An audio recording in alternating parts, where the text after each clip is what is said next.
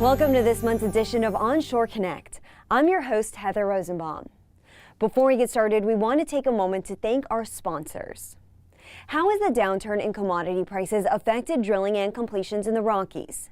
Stratus Advisors Manager of Upstream, Jessica Pear, says development in the Rockies is shifting, focusing on the DJ Basin, which is considered the, quote, core of the region, where major operators are still pretty active in the play. She also explains what prices will be needed to begin opening the drilled but uncompleted well in the region, and what factors will ultimately lead to restarting activity in the Niobrara. Let's listen in.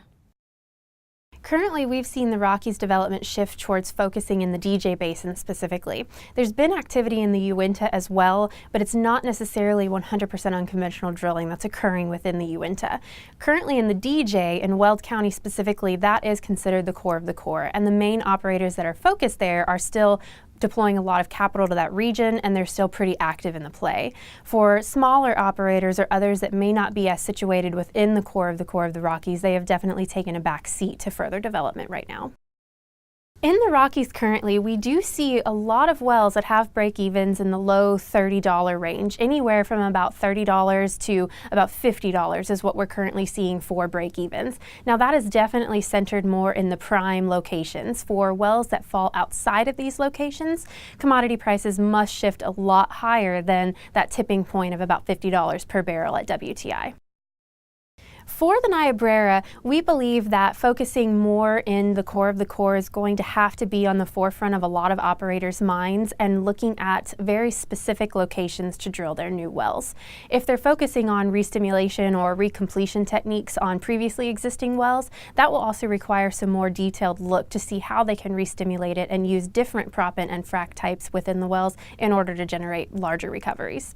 We also heard from Jack Weiner, Halliburton's Chief Technology Advisor, during the recent DUC Rockies conference, where he discussed more about drilling and completion methods and other technology trends being used in the Niobrara.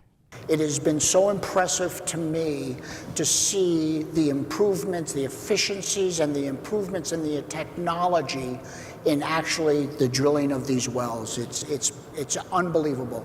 When I first started doing this, about 5 years ago, we were drilling a 5,000-foot Niobrara well, 12 days, something like that. We are now with rotary steerables and monobores and good well design and well planning, earth modeling, we're down to 2.75 days. Add a casing to TD. That is impressive, very impressive.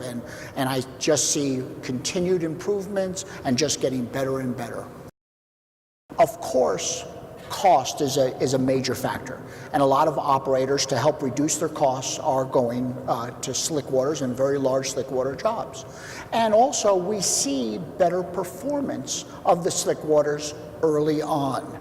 However, we have a data, and what we're seeing between hybrids and slickwaters is that about after 2 years we see a crossover.